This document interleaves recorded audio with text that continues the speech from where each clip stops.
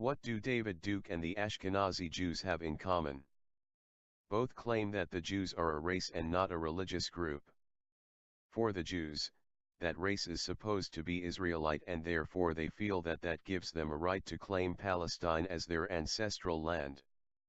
For David Duke, he just wants to distance himself from the people that he hates, and the notion of the European Jews having European ancestry is something that he is opposed to.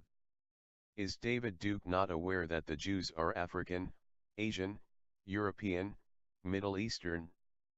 How can a people of so many races be of the same race? When you listen to the radio program that David Duke did to prove that the European Jews are not Khazars, please look at the photograph of the Jews and ask yourselves how it is possible that the Jews made up of so many races could be of the same race.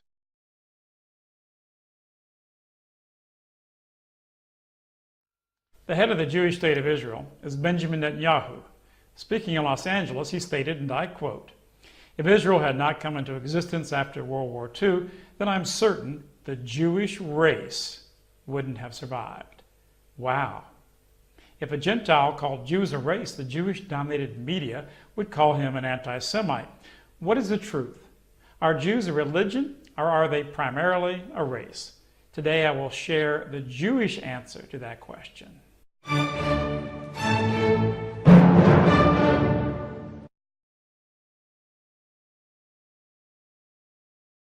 For years, Jewish comedians have joked about the Jewish nose and other Jewish traits. Here are some famous Jews who share the so-called Jewish look. Not all Jews have the look. Some may look English or German, Spanish or Italian, or for that matter like an Arab or Palestinian. But the latest science, right out of Israel, tells us that Jews have a genetic difference much more than skin deep. Here is Israel's most famous newspaper, the Jerusalem Post. New research: one people. Jews the world over share genetic ties. They are very proud that they are, quote, one people. The Post quotes the research team as saying, quote, "Jews from the different regions of the world were found to share many genetic traits that are distinct from other groups and that date back to ancient times." Now, much Jewish research exists on this subject. Researchers Kobylyansky and Lifshitz examined 25 morphological characteristics and estimated that Jews in Russia were 6 times more genetically distant from Russians than Russians were from Germans. I would never have guessed that Jews were 6 times more distant from Russians and other Europeans than, say, Russians are different from Germans or Frenchmen, or that Italians might be different from Swedes. But genes don't lie. Jewish differences exist whether or not one has the Jewish look. In fact, Jewish genetic difference is far greater under the skin than on the surface. Israel is based on genetics far more than religion. 99% of Jewish immigration is based on genetics, on Jewish ancestry. An atheist Jew can immigrate to Israel. A Palestinian who was born there can't even go home. Noam Goldman, former president of the World Zionist Organization, said it very bluntly. Jews are divided into 2 categories, he said: those who admit they belong to a race and those who don't. The latter are open to a charge of dishonesty. The famous Rabbi Stephen Wise, president of the World Jewish Congress before the Second World War, told a rally in New York, quote, "I am not an American citizen of the Jewish faith. I am a Jew." He went on, "Hitler was right in one thing. He calls the Jewish people a race, and we are a race." Israel has strict measures intended to preserve the Jewish race. In Israel, a Jew cannot legally marry a non-Jew, and the marriage rules are not primarily based on religion but upon race. In Israel, an atheist Jew can marry a religious Jew, or 2 atheist Jews can legally marry, but a Jew is not permitted to marry a non-Jew. There are some converts, but they are a tiny number. Now, I bet most of you hearing this had no idea. One leftist wrote me that he hated the fact that I, David Duke, was the one to tell him these facts, but he thanked me and promised to read my books. Hey, that's all I can ask, just for people to be open-minded. Even more amazing is the position of the Jewish state on the Kohanim. The Kohanim is what is called the Jewish priest class. They have names like Cohen, Khan, and are viewed by Judaism as guardians of Jewish purity. It's kind of funny. Considering my distant past that the media always brings up, does the Kohanim costume remind you of anything? In a sense, they are the Jewish equivalent of the German SS in Hitler's time. They theoretically maintain Jewish purity, as the SS did for Europeans in Europe. Actually, the Kohanim are much more extreme than the SS. The SS in Germany had to prove its European ancestry for 6 generations. The Kohanim must be 100% pure Jewish, 1,000 generations. The Israeli newspaper Haaretz had an article titled "Not Jewish Enough to Marry a Cohen," and it tells how Israel stopped a man named Cohen, a Kohanim, from marrying a religious Jew from Russia named Plotnikov. Israel stopped the marriage because she had a Gentile in her ancestry. Later, an exception was granted because he was a war hero, but the law still remains. Barack Obama and just about the whole Congress of the United States state their commitment to preserve Israel as a, quote, Jewish state. Since Jews, by their own definition, are genetically distinct in race, then Obama and the Congress actually support a racial state. The famous liquor and media magnate Charles Bronfman founded the Birthright Israel organization. Its purpose is to prevent intermarriage between Jews and Gentiles. In opposing mixing of the Jewish race with non-Jews, Bronfman says that, quote, "You're losing a lot, losing the kind of feeling you have when you know that throughout the world there are people who somehow or other have the same kind of DNA that you have." Imagine if, say, Bill Clinton told a group of white college students how great it is that they have white DNA and that they should not lose it by marrying another race.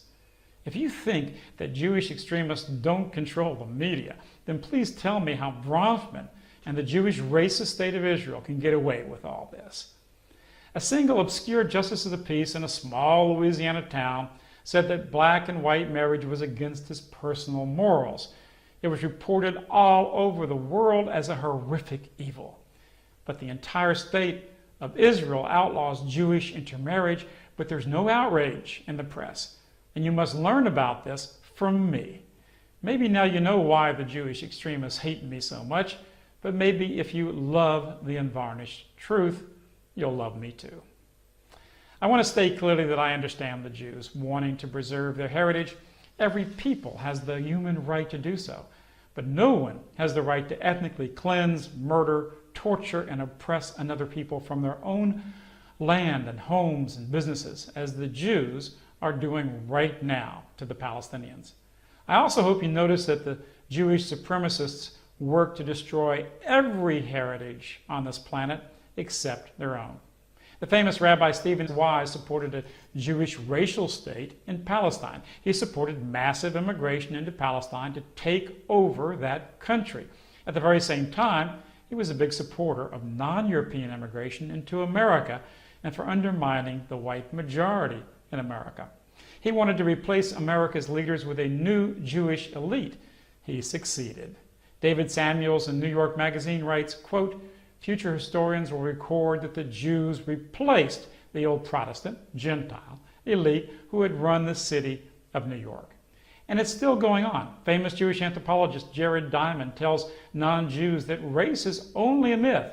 If people don't think they even have a distinct heritage, why would they fight to preserve something that doesn't even exist? And that's true for European Americans and for every people. Notice how Zionists say that Palestinians and even Palestine didn't actually exist, but yet they sure do believe Jews exist. The same Jew, Jared Diamond, wrote in Natural History magazine that DNA studies prove that Jews have a distinct genetic heritage different from non-Jews. He said there's also practical reasons for interest in Jewish genes. The state of Israel has been going to much expense to support immigration of Jews who are persecuted minorities in other countries. That immediately poses the problem of defining who is a Jew. He thinks it's wonderful that genetic studies can help Israel make sure that immigrants are real genetic Jews of the Jewish race and can preserve the Jewish supremacist state of Israel. In fact, Israel's not just a state, it's a Jewish supremacist state. They not only segregate their settlements, apartments, schools, but they have systematically, ethnically cleansed non-Jews from their own lands and brutally suppress them. But our controlled media ignores Israel's racial supremacism. Please read my book, Jewish Supremacism. It's the most read book in the world on the true origins of Zionism. Everything I say here in this video is documented and properly academically cited. I don't think the average Jew or average Israeli wants to be hypocritical or wants to commit or support the terrible Zionist crimes against the Palestinian people. If you're one of them, you need to speak up now. Your fellow Jews are far more likely to listen to you than to me. As for the rest of us, please remember that all of us must support true human rights for every people on the planet and not just a chosen few.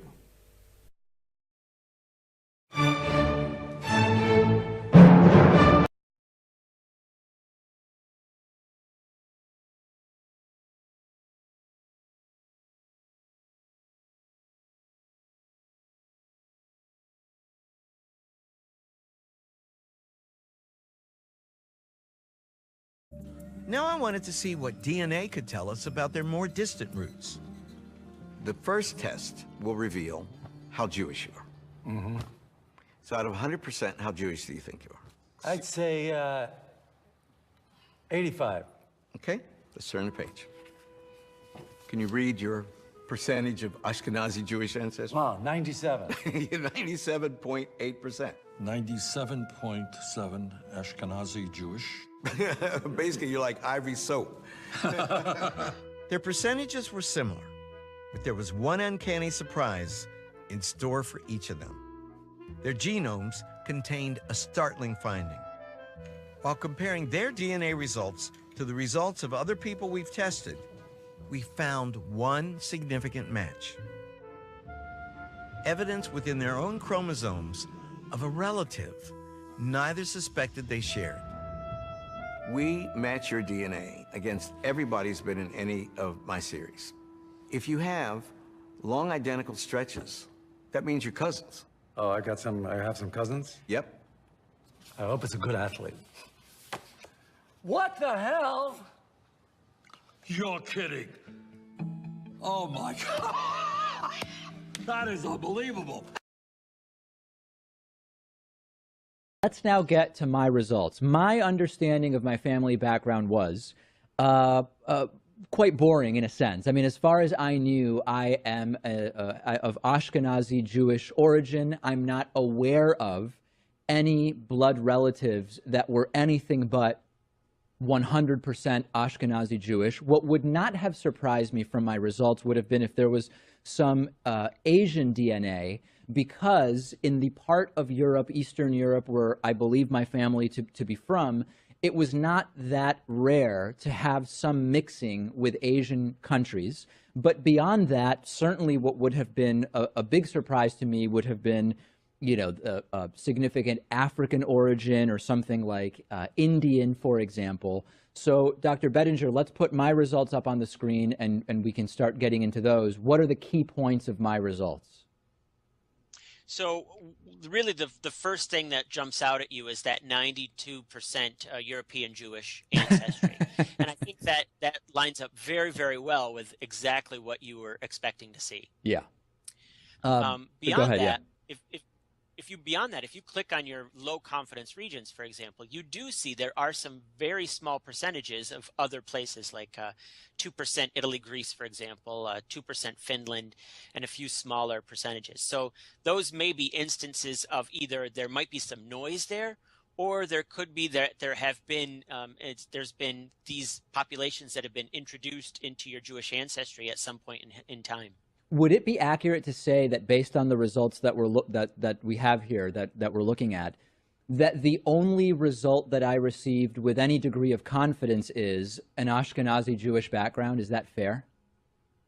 I think that's fair to say, yes. Wow. The confidence in that is extremely, extremely high, but the others, I would say, I I wonder whether or not they're noise. And so generally what I do is I only look at the continental level. I like to look at how much European, how much African, how much Native American, how much Asian, and that's where I get the most confidence. I mean, I also did a 23andMe DNA test. Part of this was I was sort of curious whether this entire thing is a scam. If my results would have been drastically different between Ancestry and 23andMe, there would have been some questions to answer. Fortunately, the results from 23andMe were very similar.